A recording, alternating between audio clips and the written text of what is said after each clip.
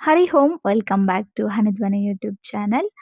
ಇವತ್ತು ನಾನು ಅಕ್ಕಿ ರೊಟ್ಟಿ, ತರಕಾರಿ ಪಲ್ಯ ಹಾಗೆ ಬೆಂಡೆಕಾಯಿ ಚಟ್ನಿಯನ್ನು ಮಾಡೋದು ತೋರಿಸ್ತಾ ಇದ್ದೀನಿ. ಅಕ್ಕಿ ರೊಟ್ಟಿ ಮಾಡೋದಕ್ಕೆ ನಾನು 1.5 ಕಪ್ಪಷ್ಟು ನೀರು ಹಾಕ್ಕೊಂಡಿದ್ದೀನಿ. ಅದಕ್ಕೆ 1 ಕಪ್ಪಷ್ಟು ಅಕ್ಕಿ ಹಿಟ್ಟು ಹಾಕ್ಕೊಳ್ತಾ ಇದ್ದೀನಿ. ನೀರು ಕುದಿಬೇಕು.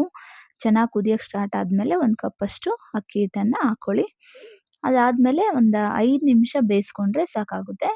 ಸೊ ಚೆನ್ನಾಗಿ ಬೇಯಲಿ. ಜಾಸ್ತಿ ನೀರು ಹಾಕ್ಕೋಬೇಡಿ. ನಾನು ಮಾಡ್ತಾ ಇರೋದು 6ರಿಂದ 7 ರೊಟ್ಟಿ ಮಾಡೋವಷ್ಟು. ನೀವು ಜಾಸ್ತಿ ಬೇಕು ಅಂದರೆ ನೀರು ಜಾಸ್ತಿ ಹಾಕ್ಕೊಂಡು ಮಾಡ್ಕೊಳ್ಳಿ. ಹಿಟ್ಟು ಸ್ವಲ್ಪ ಜಾಸ್ತಿನೇ ಇರಬೇಕು. ಯಾಕೆ ಅಂತಂದರೆ ತುಂಬ ಮೆತ್ತಗಾದರೆ ರೊಟ್ಟಿ ಒಸೋದಕ್ಕೆ ಕಷ್ಟ ಆಗುತ್ತೆ. ಅದಕ್ಕೋಸ್ಕರ ಸ್ವಲ್ಪ ಗಟ್ಟಿಗೆ ಇರಲಿ.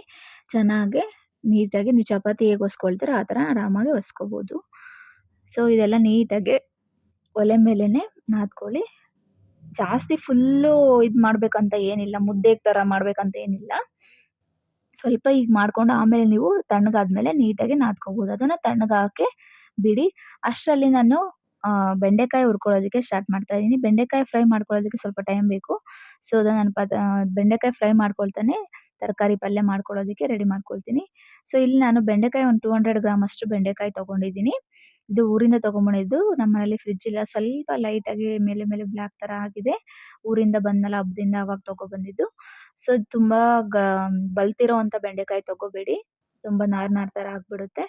ಸೊ ಬೆಂಡೆಕಾಯಿ ತುಂಬ ಚೆನ್ನಾಗಿರುತ್ತೆ ಬೆಂಡೆಕಾಯಿ ಚಟ್ನಿ. ಸೊ ಈ ಹದಕ್ಕೆ ಬರೋವಷ್ಟು ಹುರ್ಕೊಳ್ಳಿ, ಫ್ರೈ ಮಾಡ್ಕೊಳ್ಳಿ. ಮೀಡಿಯಂ ಫ್ಲೇಮಲ್ಲೇ ಫ್ರೈ ಮಾಡ್ಕೊಳ್ಳಿ. ಸ್ವಲ್ಪ ಟೈಮ್ ಬೇಕಾಗುತ್ತೆ. ಸ್ವಲ್ಪ ನಿಧಾನಕ್ಕೆ ಫ್ರೈ ಮಾಡ್ಕೊಂಡು ಬೇರೆ ಕೆಲಸನೂ ಜೊತೆಗೆ ಮಾಡ್ಕೊಳ್ಳಿ. ಈಸಿ ಆಗುತ್ತೆ. ನಾನು ತರಕಾರಿ ಕಟ್ ಮಾಡ್ಕೊಂಡೇನೆ ಫ್ರೈ ಮಾಡ್ಕೊಂಡಿದ್ದೀನಿ. ಅದು ಫ್ರೈ ಮಾಡಿ ಆಮೇಲೆ ಇಟ್ಕೊಳ್ಳಿ ಸೈಡಲ್ಲಿ. ಆಮೇಲೆ ನಾವು ಅದು ಮಿಕ್ಸಿಗೆ ಹಾಕ್ಕೋಬೋದು. ಸೊ ನಾನಿಲ್ಲಿ ತರಕಾರಿ ಪಲ್ಯದಕ್ಕೆ ಕ್ಯಾರೆಟು, ಬೀನ್ಸು, ಪೊಟ್ಯಾಟೊ ಹಾಗೆ ನಾನು ಬ್ರಿಂಜಾಲನ್ನ ಯೂಸ್ ಮಾಡ್ತಾ ಇದ್ದೀನಿ. ಬದನೆಕಾಯಿ ಕಟ್ ಮಾಡಿ ನೀರಲ್ಲೇ ಹಾಕ್ಕೊಳ್ಳಿ. ಯಾಕಂದರೆ ಬ್ಲ್ಯಾಕ್ ಆಗುತ್ತೆ. ಸೊ ಇಲ್ಲಿ ಎಲ್ಲ ತರಕಾರಿನೂ ಕೂಡ ಚಿಕ್ಕದಾಗಿ ನಾನು ಕಟ್ ಮಾಡ್ಕೊಂಡಿದ್ದೀನಿ. ತರಕಾರಿ ಪಲ್ಯಕ್ಕೆ ಯಾವಾಗಲೂ ಚಿಕ್ಕದಾಗೆ ಇದ್ರೆ ಚೆನ್ನಾಗಿ ಅಂತೇಳಿ ಚಿಕ್ಕದಾಗಿ ಕಟ್ ಮಾಡ್ಕೊಂಡಿದ್ದೀನಿ. ಹಾಗೆ ಇಲ್ಲಿ ತರಕಾರಿ ಪಲ್ಯಕ್ಕೆ ಒಗ್ಗರಣೆ ಹಾಕ್ತಾ ಇದ್ದೀನಿ. ಆಯಿಲು, ಸಾಸಿವೆ, ಜೀರಿಗೆ, ಕರಿಬೇವು, 1 ಈರುಳ್ಳಿ ಹಾಗೆ 1 ಟೊಮೆಟೊನ ಹಾಕ್ಕೊಳ್ತಾ ಇದ್ದೀನಿ. ಸೊ ನಿಮಗೆ ಟೊಮೆಟೊ 1 ಹಾಕ್ಕೊಂಡು ನಾನು ಹುಳಿ ಇದೆ ಟೊಮೆಟೊ 1 ಸಾಕಾಗುತ್ತೆ ಅಂತ 1 ಹಾಕ್ಕೊಳ್ತಾ ಇದ್ದೀನಿ. ಹಾಗೆ ನಿಮಗೆ ಟೊಮೆಟೊ ಹುಳಿ ಇಲ್ಲ ಅಂತಂದರೆ 2, 3 ಹಾಕ್ಕೊಳ್ಳಿ. ಸಪೋಸ್ ಇಲ್ಲ ಅಂತಂದರೆ ಹುಣಸೆ ಹುಳಿನೂ ಕೂಡ ಸ್ವಲ್ಪ ಆ್ಯಡ್ ಮಾಡ್ಕೋಬೋದು. ಹುಳಿಗೆ ನೀವು ಯಾವುದಾದ್ರೂ ಆ್ಯಡ್ ಮಾಡ್ಕೋಬೋದು. 1 ಟೊಮೆಟೊ ಹಾಕ್ಕೊಂಡು ಬೇರೆ ಕೂಡ ಆ್ಯಡ್ ಮಾಡ್ಕೋಬೋದು. ನಾನು ಪಲ್ಯ ಕಮ್ಮಿನೇ ಮಾಡ್ತಾ ಇರೋದು. ಸೊ ಅದಕ್ಕೋಸ್ಕರ 1 ಟೊಮೆಟೊ ಅದು ಹುಳಿ ಇದೆ. ಅದಕ್ಕೋಸ್ಕರ 1 ಟೊಮೆಟೊ ಸ್ವಲ್ಪ ದಪ್ಪ ಟೊಮೆಟೊ ಹಾಕ್ಕೊಂಡಿದ್ದೀನಿ. ಅಷ್ಟು ಸಾಕಾಗುತ್ತೆ ಅಂತ. ಅದಾದ್ಮೇಲೆ ನಾವು ಹಸಿ ಅಲಸಂದೆ ಕಾಳು ಹಾಕ್ತಾ ಇದ್ದೀನಿ. ಇದು ಊರಿಂದ ತಗೊಂಬಂದಿದ್ದೆ ಬಿಡಿಸಿ ಹಸಿದು ಅಲಸಂದೆ ಕಾಳು ಹಾಕ್ತಾ ಇದ್ದೀನಿ. ಸೊ ನಿಮಗೆ ಒಣಗಿರೋದು ಅಲಸಂದೆ ಕಾಳು ಇದ್ದರೆ ನೆನೆಸ್ಬಿಟ್ಟು ಹಾಕ್ಕೊಳ್ಳಿ. ಅಥವಾ ಕಡಲೆಕಾಳು ಹಾಕ್ಕೋಬೋದು, ಬಟಾಣಿ ಕಾಳು ಹಾಕ್ಕೋಬೋದು ನೆನೆಸ್ಕೊಂಡು. ಫ್ರೆಶ್ ಬೀನ್ಸ್ ಇದ್ರೂ ಕೂಡ ಹಾಕ್ಕೋಬೋದು. ಸೊ ನಿಮಗೆ ಯಾವುದಾದ್ರೂ ಇಲ್ಲ ಕಾಳು ಅಂದ್ರೆ ಬರೀ ಹಾಗೆ ತರಕಾರಿ ಪಲ್ಯನೂ ಕೂಡ ಮಾಡ್ಬೋದು. ಸೊ ಇದಕ್ಕೆ ನಾನು 1 ಚಮಚ ಖಾರ ಪುಡಿ, 1 ಚಮಚ ಸಾಂಬಾರ್ ಪೌಡರ್ ಎಲ್ಲ ಕೂಡ ಹೋಮ್ ಮೇಡೇ ಇರೋದು. ಹಾಗೆ ರುಚಿಗೆ ತಕ್ಕಷ್ಟು ಉಪ್ಪು ಹಾಕ್ಕೊಳ್ತಾ ಇದ್ದೀನಿ. ಸ್ವಲ್ಪ ಕಾಯಿ ತುರಿ ಹಾಕ್ಕೊಳ್ತಾ ಇದ್ದೀನಿ. ಇದೆಲ್ಲದನ್ನು ಹಾಕ್ಕೊಂಡು ಮಿಕ್ಸ್ ಮಾಡಿಕೊಂಡು ಸ್ವಲ್ಪ ನೀರು ಹಾಕ್ಕೊಂಡು ಮಿಕ್ಸ್ ಮಾಡ್ಕೊಳ್ಳಿ. ಮಿಕ್ಸ್ ಮಾಡಿಕೊಂಡು 2 ವಿಷಲ್ಸ್ ಅಷ್ಟು ಬೇಯಿಸ್ಕೊಂಡ್ರೆ ಪಲ್ಯ ರೆಡಿ ಆಗುತ್ತೆ. ಸೊ ಪಲ್ಯ ತುಂಬ ಟೇಸ್ಟಿಯಾಗಿರುತ್ತೆ. ಮಿಕ್ಸ್ಡ್ ತರಕಾರಿ ಪಲ್ಯ. ಯಾವ ಚಪಾತಿಗಾಗಿರ್ಬೋದು, ರೊಟ್ಟಿಗಾಗಿರ್ಬೋದು ಎಲ್ಲದಕ್ಕೂ ಕಾಂಬಿನೇಷನ್ ಆಗುತ್ತೆ. ಮಾಡಿ ನೋಡಿ. ಯಾರೆಲ್ಲ ಟ್ರೈ ಮಾಡಿಲ್ಲ ಅಂದರೆ ಮಾಡಿ ನೋಡಿ. ಸೊ ಇಲ್ಲಿ ನಾನು ಅಕ್ಕಿ ರೊಟ್ಟಿ ಕಲಸಿದ್ನಲ್ವ, ಅಕ್ಕಿ ರೊಟ್ಟಿಗೆ ಸರಿ ಮಾಡ್ಕೊಂಡಿದ್ನಲ್ವ ಮುದ್ದೆ ಥರ, ಅದು ಇಲ್ಲಿ ಫುಲ್ಲು ಡ್ರೈ ಆಗಿದೆ ನೋಡಿ. ಈ ಥರ ಉದುದ್ರಗಾಗ್ಬಿಟ್ಟಿದೆ. ಇದು ಕರೆಕ್ಟ್ ಕನ್ಸಿಸ್ಟೆನ್ಸಿ ಇದೆ. ಇದೆಲ್ಲ ತಣ್ಣಗಾದ್ಮೇಲೆ ಬಿಸಿ ಇದ್ರೆ ನಾವು ಕಲಸೋದಕ್ಕಾಗಲ್ಲ. ತಣ್ಣಗಾಕ್ಬಿಟ್ಬಿಟ್ಟು ಸೊ ಪಲ್ಯ ಮಾಡ್ಕೊಳ್ಳೋಷ್ಟ್ರಲ್ಲಿ ಇದೆಲ್ಲ ತಣ್ಣಗಾಗಿದೆ. ಇದೆಲ್ಲದನ್ನು ನೀಟಾಗಿ ಕೈಯಲ್ಲಿ ಚೆನ್ನಾಗಿ ನಾದ್ಕೋಬೇಕು. ಸೊ ಸ್ವಲ್ಪ ಟೈಮ್ ಬೇಕಾಗುತ್ತೆ. ಸ್ವಲ್ಪ ಟೈಮ್ ಕೊಟ್ಟು ನಾದ್ಕೊಳ್ಳಿ ಚೆನ್ನಾಗಾಗುತ್ತೆ. ಸೊ ನೋಡಿ ಈ ಹದಕ್ಕೆ ಬರುತ್ತೆ. ಸೊ ರೊಟ್ಟಿ ಕೆಲವೊಬ್ಬರಿಗೆ ಮಾಡೋಕ್ಕೆ ತುಂಬ ಕಷ್ಟ ಅಂತಾರೆ. ಅದ್ಯಾರು ಮಾಡ್ತಾರೆ ನನಗೆ ಬರಲ್ಲ ಅಂತಾರೆ. ನೀವು ಚಪಾತಿ ಹೇಗೆ ಮಾಡ್ತೀರೋ ಅದೇ ಥರನೇ ರೊಟ್ಟಿ ಮಾಡೋದು. ಅದೇನು ದೊಡ್ಡ ವಿಷಯ ಏನಲ್ಲ.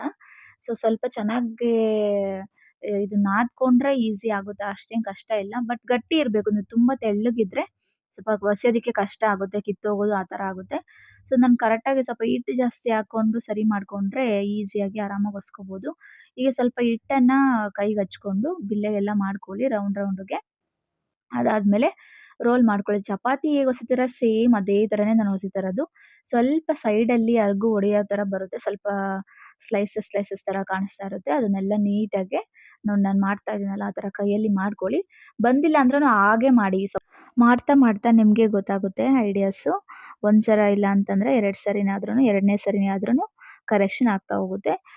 ರೊಟ್ಟಿ ಸೇಮ್ ಚಪಾತಿ ಯಾವ ಥರ ರೋಲ್ ಮಾಡ್ತೀರೋ ಅದೇ ಥರನೇ ರೊಟ್ಟಿ ಆಗಲಿ ಚಪಾತಿ ಆಗಲಿ ಒಂದು ಕಡೆ ವೆಯ್ಟ್ ಬಿಡಬೇಕು, ಇನ್ನೊಂದು ಕಡೆ ವೆಯ್ಟ್‌ಲೆಸ್ ಇರಬೇಕು. ಲತೋಡಿ ಮೇಲೆ ನೀವು ಕೈ ಇಡ್ತೀರಲ್ಲ ಅದು ಜಾಸ್ತಿ ಪ್ರೆಸ್ ಮಾಡಿ ರೋಲ್ ಮಾಡಬಾರ್ದು, ಕಿತ್ತೋಗ್ಬಿಡುತ್ತೆ. ಹಾಗೆ ಒಂದು ಸೈಡ್ ಎಡ್ಜಲ್ಲಿ ಮಾತ್ರ ಒಂದು ಸೈಡ್‌ಗೆ ತಗೊಂಡ್ಬಿಟ್ಟು ರೊಟ್ಟಿ ಮಣೆ ಮೇಲೆ ರೊಟ್ಟಿನ ಒಂದು ಸೈಡಿಗೆ ತಗೊಂಡು ಸೈಡಿಂದ ಒಸ್ಕೊಂತಾ ಹೋದ್ರೆ ಚೆನ್ನಾಗಿ ನಡುತ್ತಲ್ಲಿ ಹಿಡ್ಕೊಂಡು ಒಸ್ಕೋಬೇಡಿ. ಹಾಗೆ ನಿಮಗೆ ಬಂದಿಲ್ಲ ಅಂದ್ರೆ ಬರೀ ನೀವು ಫಾರ್ವರ್ಡ್ ಡೈರೆಕ್ಷನಲ್ಲಿ ಮಾತ್ರ ರೋಲ್ ಮಾಡಿ. ಬ್ಯಾಕ್ವರ್ಡ್ ತಗೊಳಕ್ಕೆ ಬಂದಿಲ್ಲ ಅಂದ್ರೆ ಬರೀ ಫಾರ್ವರ್ಡಲ್ಲಿ ಮಾಡ್ಕೊಂತಾ ತಿರುಗಿಸ್ಕೊಂಡು ಕೂಡ ಮಾಡ್ಕೋಬಹುದು. ಆ ಥರನೂ ಕೂಡ ಟ್ರೈ ಮಾಡಿ ನೋಡಿ. ಹೀಗೆ ರೊಟ್ಟಿನ ಕೆಳಗಡೆ ಮಕ ಇರುತ್ತಲ್ವಾ ಅದನ್ನ ಇಲ್ಲಿ ಮೇಲ್ಗಡೆ ಹಾಕಿ ಒಸಿವಾಗ ಕೆಳಗಡೆ ಇರುತ್ತಲ್ಲ ಆ ಭಾಗನ ಮೇಲ್ಗಡೆ ಹಾಕ್ಕೊಂಡ್ಬಿಟ್ಟು ಸುಟ್ಕೋಬೇಕು. ಸೊ, ಇಲ್ಲಿ ಮೇಲ್ಗಡೆ ಭಾಗಕ್ಕೆ ನಾನು ಕವರಿಂದ ನಾನು ನೀರನ್ನ ಹಚ್ತಾ ಇದ್ದೀನಿ. ಸೊ, ನೀವು ಕಾಟನ್ ಬಟ್ಟೆ ಇದ್ರೆ ಕಾಟನ್ ಬಟ್ಟೆಲಿ ಹಚ್ಬೋದು. ಇಲ್ಲ ನೀರಲ್ಲಿ ಕವರಲ್ಲಿ ಕೂಡಾದ್ರೂ ಹಚ್ಬೋದು. ಸೊ, ಕೆಳಗಡೆ ಭಾಗ ಯಾಕೆ ಮೇಲ್ಗಡೆ ಹಾಕಿ ನಾವು ನೀರ್ ಹಚ್ತೀವಿ ಅಂದ್ರೆ ಕೆಳಗಡೆ ಜಾಸ್ತಿ ನಾವು ಹಿಟ್ಟು ಹಾಕೊಂಡಿರ್ತೀವಿ. ಹಿಟ್ಟು ಜಾಸ್ತಿ ಇರುತ್ತೆ. ಅದಕ್ಕೋಸ್ಕರ ಆ ಸೈಡು ನೀರ್ ಹಚ್ಬಿಟ್ಟು 2 ಕಡೆನೂ ಇದೇ ತರನೇ ಫ್ಲಿಪ್ ಮಾಡಿ ಬೇಯಿಸ್ಕೊಳ್ಳಿ. ತುಂಬಾ ಸಾಫ್ಟ್ ಆಗಿರುತ್ತೆ. ನೀವು ಬೆಂದಿದೆ ಅಂತ ತುಂಬಾ ಬಿಟ್ಕೊಳ್ಳೋಕ್ ಬೇಡಿ. ಅದು ಫುಲ್ಲು ಸ್ವಲ್ಪ ಬ್ರೌನ್ ಕಲರ್ ಆಗ್ತಾ ಇದೆ ಅಂದಾಗ ತೆಗೀರಿ. ಸೊ, ನಾನು 6 ಇಂದ 7 ರೊಟ್ಟಿ ಮಾಡಿದ್ದೀನಿ. ಸೊ, ಹೀಗೆ ಈಸಿಯಾಗಿ ಮಾಡ್ಬೋದು. ತುಂಬಾ ಟೇಸ್ಟಿಯಾಗಿರುತ್ತೆ ಮತ್ತೆ ತುಂಬಾ ಕೂಡ ಸಾಫ್ಟ್ ಆಗಿ ಇರುತ್ತೆ.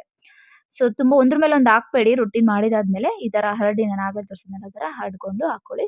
ಸೊ, ಈಗ ಪಲ್ಯ ರೆಡಿ ಆಗಿದೆ. 2 ವಿಷಲ್ಸ್ ತುಂಬಾ ಚೆನ್ನಾಗಿ ಬೆಂದಿದೆ. ಟೇಸ್ಟ್ ಕೂಡ ಚೆನ್ನಾಗಿರುತ್ತೆ. ಪಲ್ಯಗೆ ತುಪ್ಪ ಕಾಂಬಿನೇಷನ್ ಮಾಡ್ಕೊಂಡು ತಿನ್ನಿ.